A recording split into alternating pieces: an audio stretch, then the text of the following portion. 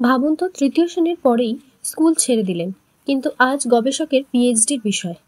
আজ আমরা শুনব এক অসাধারণ মানুষের গল্প, যিনি বই না লিখেও সাহিত্য জগতে তৈরি করেছেন ইতিহাস।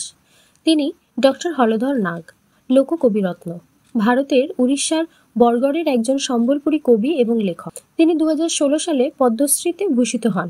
দারিদ্র্যের কারণে স্কুল ছাড়তে বাধ্য হলেও হলধর নাগের কলম কখনো থামেনি। কসলি ভাষায় তিনি লিখেছেন সমাজ, প্রকৃতি এবং পুরাণ নিয়ে। তার প্রথম কবিতা প্রকাশিত হয় 1990 সালে এবং এরপর থেকে তিনি পিছন ফিরে তাকাননি। সবাই কবি, কিন্তু তাকে আকৃতি দেওয়াটাই শিল্প। এই সরল বাক্যটি তার জীবন দর্শনকে প্রতিফলিত করে।